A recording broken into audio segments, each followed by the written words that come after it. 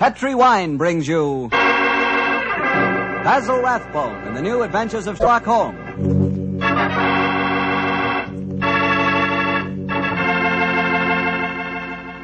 The Petri family that took time to bring you good wine, invite you to listen to Dr. Watson tell us another exciting adventure he shared with his old friend, that master detective, Sherlock Holmes.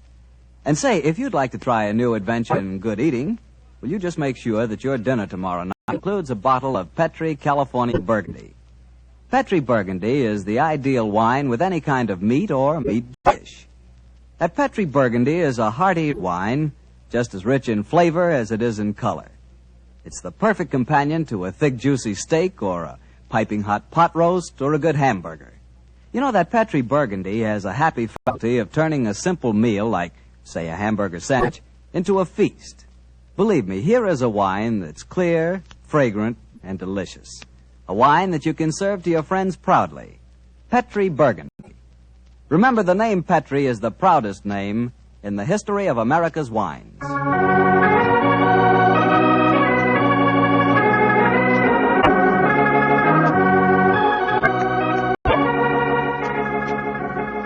And now let's join our good friend, Dr. Watson. I'm out here on the patio, Mr. Bartell. Well, I see you're making the most of a wonderful evening, Doctor. Oh, yes, my boy. It's pleasant to sit out here on a summer's night with a good friend and a pipe, a bottle of wine. Help yourself to a glass and sit down. Well, thank you, sir. All ready with tonight's new Sherlock Holmes adventure, Doctor? Yes, and a strange story it is. It was in the autumn of 1899, Mr. Bartell, that I decided both as doctor and friend that Sherlock Holmes was in desperate need of a holiday. He'd really been overdoing it, huh? Oh, yes, my boy. It had been an unusually busy year, and at the time my story begins, Holmes was suffering from complete exhaustion. So, my boy, towards the end of October in that year, we found ourselves in the charming city of Kazanlak, capital of the small Balkan kingdom of Grozny. A few nights after our arrival, I remember Pavlu Krasnodar, Groznian Minister of Police, took us to hear the singing of a certain young Hungarian opera star, Miss Lily Rayner, who was then touring Europe. At our table was her fiancé, the charming young aristocrat Prince Stefano. And it was very easy to see as he sat there listening to the song that the boy was head over heels in love. It was a haunting melody that she sang, Mr. Bartell. I can almost hear it now.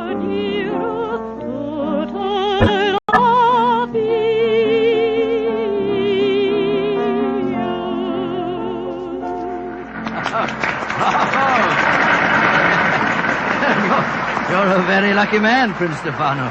Your fiancée's voice matches her beauty. Oh, yes, Dr. Watson. I consider myself the most fortunate man in Grozny. She has a magnificent voice, the finest singing I can recall since... That's fair, Mr. Holmes. I was thinking of a prima donna of the Warsaw Opera who attained considerable success in London. Miss Irene Adler. Oh, by George, yes. She was a criminal, one of the few that outwitted you, Holmes.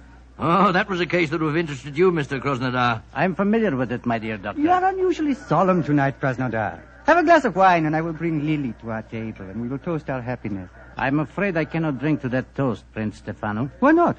Oh, I know why. You, the notorious lady killer of Grozny, are jealous. You're in love with Lily yourself. Prince Stefano, I have sad news for you. I have come here tonight, but for one purpose. To arrest your fiancée. What? You're joking. It is far from a joke. At my ministry, we have evidence, conclusive evidence, that Miss Lily Rayner is a spy. Spy? Good Lord. And the penalty for spying in Grozny? That, my friend, is why I would drink no toast. In Grozny, the penalty for espionage is death.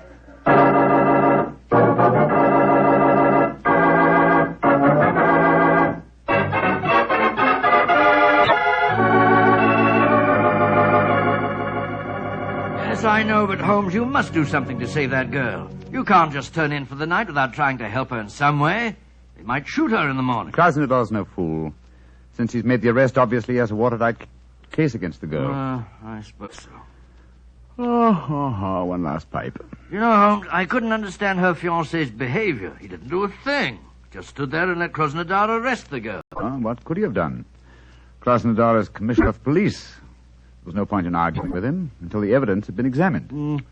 I imagine the prince will try and pull some political strings. After all, Grozny... Come in. Oh, who's this now?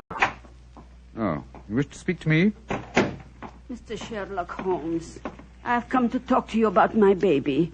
My name is Martha Greggett. Your baby? Mr. Holmes doesn't... Oh, my baby, she is 20 years old, and she is flaxen-haired and beautiful. Oh, that's an entirely different matter. We'll be delighted to help you, delighted. Sit down, won't you? On whose behalf have you come to me? Poor Lily Rayner. Lily Rayner? Well, that's the girl who's arrested tonight. I am only her dresser. And yet I'm Martha Greggett. I'm her mother and father. I have toured Europe with her ever since she left Vienna. She sent you to me tonight, I suppose. Yes, Mr. Holmes. She said you would understand. What does she mean by that, I wonder? She said that Mr. Holmes would take care that a talent like hers should not perish, just because she had broken a few laws. In other words, she wishes me to establish her innocence in the same breath as she confesses her guilt. And I'm afraid I don't take that sort of plant. Good night to you.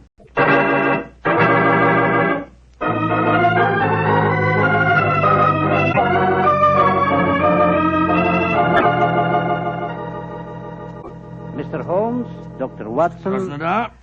I am glad that you came to my office this morning. I can show you the proof of Miss Lily Rayner's guilt. As distinguished foreigners, I should like you to know that though the penalty for political crimes is swift and severe, we are most careful that the incriminating evidence is beyond question. You see these letters? Yeah. We found them sewed into the bodies of her gown. Oh, good gracious me. They're a series of highly dangerous letters from Joseph, the leader of the Revolutionary Party with whom she is obviously hand in glove. Here, you may examine them if you wish. Say, it looks like Greek to me. My knowledge of the Grosnian language is far from perfect, but these letters certainly seem to incriminate their owner beyond doubt. You will observe that the letters have followed her to each of the cities in which she has been singing. All of them ask questions as to the military garrisons and the chances of a successful revolution. She has been a dangerous spy. Yes, I can see that, sir. But even so, isn't the death penalty excessively severe, particularly for a woman? Dr. Watson, the Balkan states are a hotbed of European intrigue. Our penalties must be severe, and we cannot make concessions to the sex of a culprit. This man Joseph, the writer of these letters, have you been able to find any trace of him? None. If only we could. But we have never even seen the man. However, we are fortunate to trap his assistant and apparently the lady of his choice. Lady of his choice, but she was engaged to Prince Stefano. Undoubtedly a blind. In her home, we found an unsigned love letter in English. It was in the same handwriting as these letters from Joseph. Are you satisfied, Watson? Well, I suppose. Obviously, she's guilty. Well, there's no place for me in this affair, particularly when you consider that she made a virtual confession in sending her dresser to me last night. I suppose you're right, but just the same, if you want to trap this man Josip, I should think it'd be wiser to hold the girl as a hostage. It might bring him on the scene if he's afraid she'll talk. If you hang her, you'll never find him. Dr. Watson, in my country we found that prompt justice gets the best results. And for your edification, we do not hang in Grozny. No? The death penalty is exacted at the hands of a firing squad. And when is the execution to take place? You have timed your visit well, my friends. Please to step onto the balcony. Oh, dear.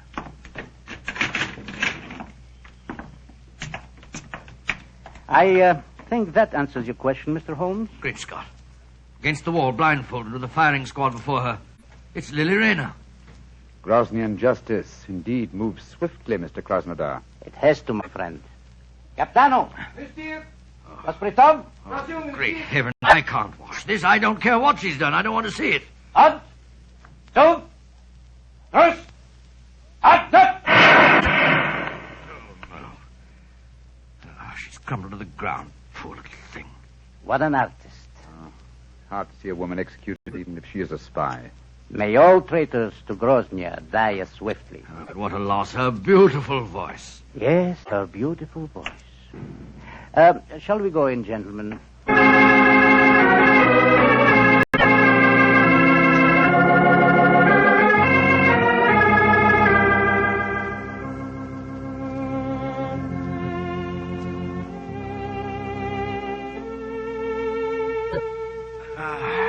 You know, Holmes, I can still see that poor girl as she crumpled before the firing squad. So can I, old chap. That's her song you're playing, isn't it? Yes. The melody still haunts me.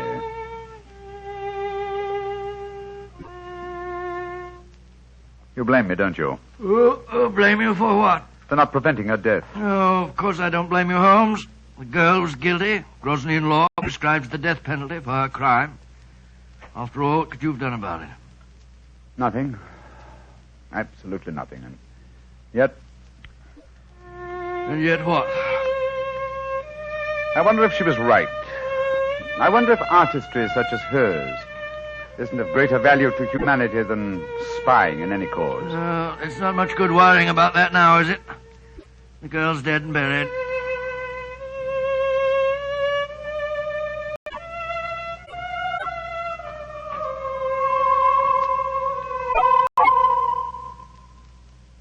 Watson, What's the matter, Holmes?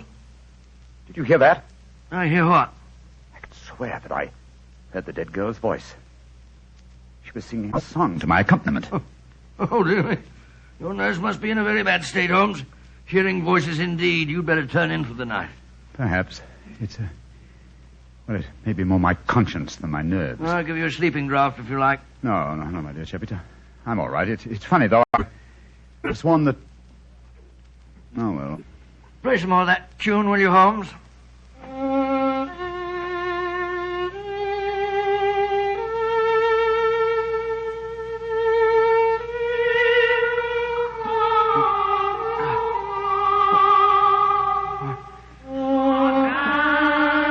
Great heavens! Uh-huh. You heard it this time, eh, Watson? Of course I did. It was her voice. There's no mistaking it. Holmes, I don't believe in ghosts, and yet I could swear... Listen. Good Lord, it is her. Avenge my death. Do not let them go unpunished that kill me. Who are you? Where are you? In the air about you. Avenge my death. Strike a match, Sherlock Watson. Holmes. Strike a match. Light the gas. Look. There in the moonlight, moving past the window. It's the figure of that girl that was shot to death. A match, Watson. I'll guard the door. There. Gas is lighted. She's vanished, Holmes. And not by means of this door. We're standing in front of it. And there's no other exit from the room. Holmes, I don't like this. We're dabbling in the supernatural. Stop trembling, Watson. Whatever the explanation for this may be, one thing at least I find quite fascinating. And what's that? It's the first time in my career that I ever had a ghost for a client.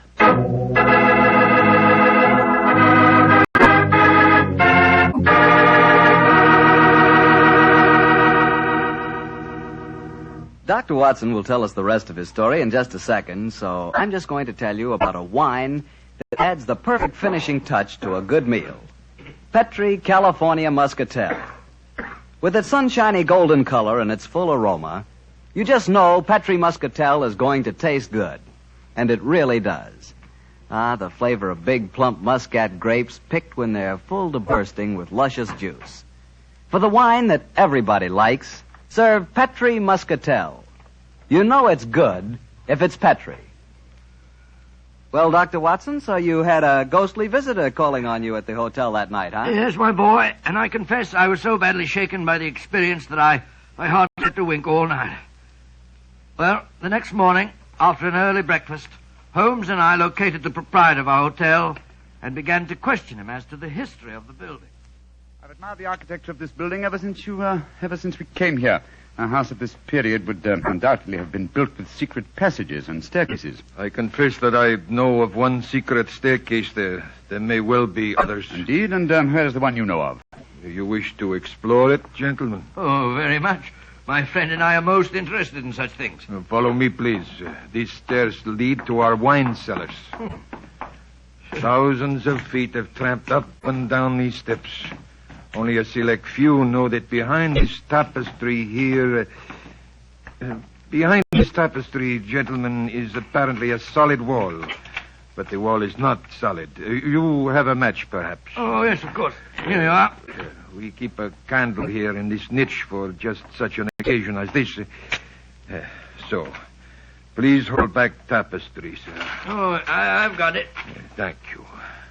Now, let me see. 1, 2, 3, 4. The fourth brick up from the stair. I press it so, and... Look, Holmes. Great Scott, a section of the wall swinging out. It's closing a stairway behind it. Ingenious. There, gentlemen. Allow me to give you the candle. But aren't you going to lead the way? No, sir, I'm not going to lead the way, thank you. I have owned this hotel for 32 years, and yet I have never explored this stairway. Why, sir? Is it reputed to be haunted? Yes, it is supposed to be haunted. The candle, gentlemen. Thank you. Yes, I'm much obliged to you. Come on, Watson. I shall wait here. I don't think I care for this, Holmes. Frightfully dark in here.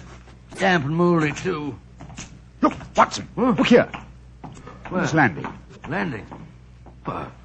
Nothing but dust and cobwebs. Closer, old chap. There's the faint imprint of a woman's heel here. Oh, by George, yes. Shoes that have gone both up and down these stairs in the last 24 hours. Exactly. And there's a reverse print over here. This, my dear chap, I think accounts for the appearance and disappearance of our visitor last night. Yes, but Holmes, it was the singer, Lily Rayner. Yet we saw her shot yesterday morning. Rubbish, Watson, rubbish. What have we to do with walking corpses? Come on, old fellow. Let's see where this stairway leads us to. I know, but then what did we see if we didn't see a ghost last night? That, my dear chap, is what we have to find out. Wait a minute. Staircase ends here. That's strange. Yes, against a blank wall. That doesn't make sense. And yet the entrance to this stairway was an apparent blank wall, too, remember? Let's see if the same formula will do the same trick here. What was it? Oh, yes. 1, 2, 3, 4.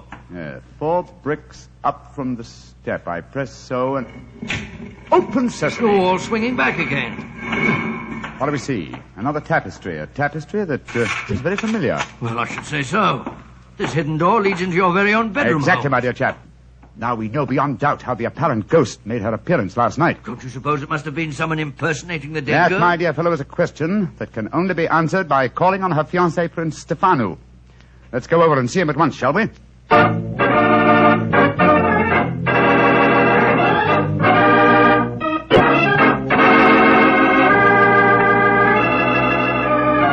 Prince Stefano, I dislike to intrude upon your personal tragedy, but I must ask you a few questions. Ask your questions. Did your fiancée have a sister who may have resembled her? No. She had no living relatives at all, Mr. Holmes. Well, tell me this. Who inherits her estate, sir? Her dresser. A faithful old woman by the name of Gregor, who looked after her for some years. I see. Did Miss Rayner have an understudy? As a singer, she could have no understudy. She was irreplaceable. You say as a singer. Was she also an actress? Oh, but yes, Mr. Holmes. Oh, really? How very unusual an opera singer. Quiet, Watson, please. The first time I saw her was in Tosca. She was not another Berna, but her performance was a very promising one, considering her age. In my country, of course, she was not able to appear in anything but opera because she could not speak Grosnian. She didn't speak Grosnian. Now I have the answer. The answer? Yes, to what? To this entire story, from the arrest of your fiancée to certain strange visitations at my hotel last night. What do you mean, Mr. Holmes? If you come to my hotel room tonight, my dear Prince, I can safely promise to make the whole matter clear to you. And I dare go a little further. I think that I can even help you find consolation in your bereavement.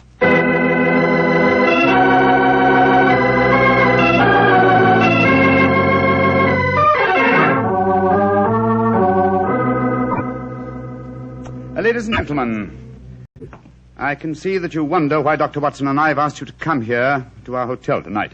As Minister of Police, I should be stupid if I did not realize that since your other two guests are the Prince Stefano and Martha Gregor, the dead girl's dresser, that this meeting has some bearing on the execution of Miss Lily Rayner. I should prefer to say her murder. Ladies and gentlemen, if you please, I should like to make my own position in this matter quite... 2 nights ago, you, Martha, came to me on behalf of Miss Lily Rayner to solicit my aid. I, convinced that she was guilty, refused that aid. Yesterday morning, she died before a firing squad. Last night, her ghost appeared to me here in this room and asked me to avenge her death. Her ghost? What nonsense are you talking? It would be no surprise to me if her poor murdered soul came back from the grave to ask for justice, sir. I saw her, my good woman, almost as clearly as I see you all now. I agree with Krasnodar. To talk of ghosts is beyond belief. Please let me finish. When I had this visitation last night, I decided to investigate the case thoroughly. I did so today, and I can assure you that Miss Rayner paid for a crime she did not commit. What grounds do you have for saying that, Mr. Holmes? The letters that were supposedly written to her were in the Grosnian language, and yet today Prince Stefano informed me that she could not appear in the theater here because she did not speak the language. But those letters were sewed into her bodice hole. That's true, my dear fellow. And who was the only person who had the opportunity to do that? The same person who came to me 2 nights ago and succeeded in convincing me that Miss Rayner was guilty, her own dresser and supposed friend. Are you suggesting that I'm suggesting that you inherited her estate on her death, and that you would have lost that inheritance if she had married and had a family of her own. What do you have to say in answer to that, Martha? That I am among madmen. This talk of ghosts proves it. Very well, then. Let the ghosts support my theories. Hand me the violin, will you, Watson, old fellow? Oh, yes, of course. Thank you. Now, turn down the gas light. Right you are. That's it. And listen.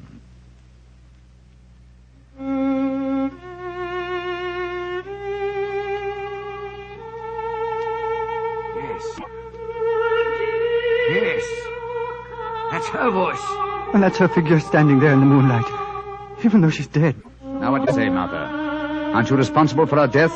If a ghost can sing, I'm sure it can also talk. I did do it. The letters belong to me. I sacrificed my own baby for gold. May heaven have mercy on my soul. A confession in front of 4 witnesses. Why not take it away, Krasnodar? We'll testify later. I will. Come with me, Martha. I killed my own baby. I deserve to die.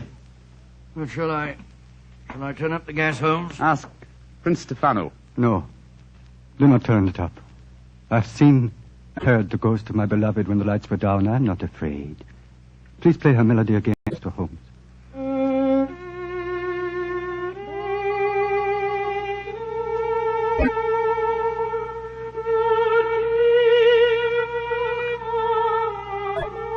Aren't you afraid, Prince Stefano? Why should I be afraid? Lily, my beloved, your spirit I know can be no evil one. I love it. I love you living. The pleasure of love lasts but an instant.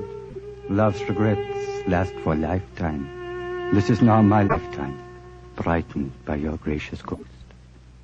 I'm sure this is a very touching scene, but it's getting dreadfully maudlin. All right, Miss Rayner.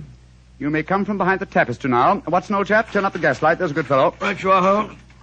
Prince Stefano, permit me to reintroduce you to your far from ghostly fiancée, Miss Lily Rayner. Lily, my beloved, you're not dead. No, I am not dead. Though I cannot see how Sherlock Holmes fathomed my secret. And there, my dear young lady, you're in exactly the same boat as I am. Surely the answer is obvious. You gave me the key yourself, Prince Stefano. I did, but how, Mr. Holmes? When you informed me that Miss Rayner had once played the title role in Tosca. Tosca, what's that got to do with anything, Consider Holmes? the plot, Watson. A minister of police who is very susceptible to a lady's charms arranged a false execution. Knowing Mr. Krasnodar's weakness, Miss Rayner, you prevailed upon him to do likewise. Huh. Well, then the whole execution was a piece of pantomime. The rifles must have contained blanks. That's right, old fellow. And what should have heightened my suspicion, Miss Rayner, was the fact that at the moment of your apparent death, Mr. Krasnodar quoted a line from Tosca. He said, "What an artist." I was not perceptive enough at the time to evaluate the remark correctly, I'm afraid. When the simulated execution took place, you were free, but assumed dead. But why should I indulge in such a trick, Mr. Holmes? You reasoned that had you come to me directly, I might easily have turned you over as a fugitive from justice. And when you decided to dramatize the situation and appear last night as an apparent ghost, you knew it would, well, at the very least, stimulate my curiosity. It would cause me to investigate the matter and possibly to learn the truth and clear you from suspicion. Well, yes, but Holmes, if she's innocent, how about the love letter in English, which was in the handwriting of Josip, the revolutionary leader? Well, I can see only one explanation for that. You, Prince Stefano, are that mysterious revolutionary Josip. Stefano! Oh, no, that is not possible. Mr. Holmes, you're a visitor in my country. I do not suppose you will be staying here much longer. Stefano, all these months you deceived me. Silence, Lily. Gentlemen, I hope for your own sake you will not be staying here much longer. Oh. I've been threatened by far more imposing adversaries than you, Prince Stefano. I suggest that you leave my room. It's none of my business dabbling in Groznian political affairs. Your secret is safe. In any case, I came to Grozny for a holiday. Goodbye. Goodbye, Mr. Holmes. On my soul, Holmes, if we were in London, you wouldn't behave in this offhand way. But we're in Grozny, old chap, aren't we? Hand me the violin, will you? All right, here you are. Thanks. You know, Watson, I've only had professional dealings with 2 singers in my life. The first was Irene Adler, and she fooled me, oh, so cleverly. And this singer tried to fool you and failed dismally. Seems to me the score's about even. No, old chap, no. This one was an amateur.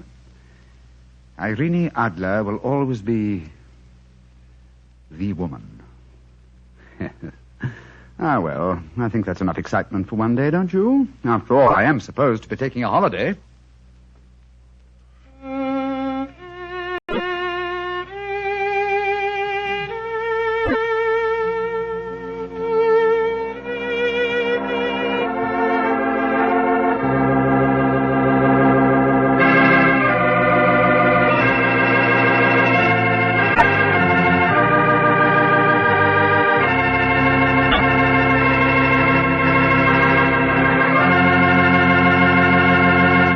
Doctor, that was a swell story. And I'll bet that you were a lot more interested in the beautiful Lily than your story tonight would have us believe. Well, of course I'm interested in a beautiful woman. But then what man isn't? Check. But don't worry about me, Mr. Bartell. You know, being a family man, I just naturally associate a beautiful woman and home. And that makes me think of hospitality. Well, what do you mean by that? Well, according to you, I'm interested in home life. You're primarily interested in wine. Put us together, and we're interested in... Wine in the home. Isn't that an important part of hospitality? That I admit. But remember, my interest in wine is entirely an interest in good wine. In Petri wine, to be exact. Because I know all about Petri wine. I know that the Petri family has been making wine for generations. With the Petri family, the growing of perfect sun-ripened grapes and the art of turning those grapes into fragrant, delicious wine is a heritage. It's a heritage handed down from father to son, from father to son. The skills of those generations of winemaking are evident in every drop of Petri wine. The name Petri bottle of wine is more than a trademark. It's the personal assurance of the Petri family that Petri wine is always good wine. But you'll discover that for yourself. You'll learn that no matter what type wine you prefer, you'll like it better when it's a Petri wine. Because Petri took time to bring you good wine. Well, Dr. Watson, what new Sherlock Holmes adventure do you have lined up for us next week? Next week, Mr. Bartell, I'm going to tell you a most unusual story. Sherlock Holmes crossed swords with a famous Frenchman and proved that although the English have been called a nation of shopkeepers, that a murder did not always prove to be a good bargain.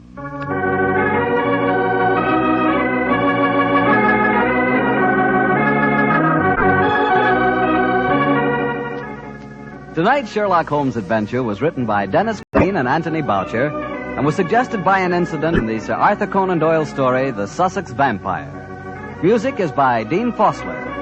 Mr. Rathbone appears through the courtesy of Metro-Goldwyn-Mayer. And tonight, Dr. Watson was played by Mr. Joe Kearns, who substituted for Mr. Nigel Bruce.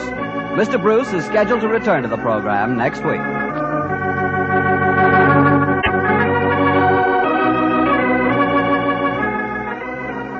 The Petri Wine Company of San Francisco, California, invites you to tune in again next week, same time, same station. Sherlock Holmes comes to you from our Hollywood studios. This is Harry Bartell saying goodnight for the Petri family. For a solid hour of exciting mystery dramas, listen every Monday on most of these same stations at 8 o'clock to Michael Shayne, followed immediately by Sherlock Holmes. This is the Mutual Broadcasting System.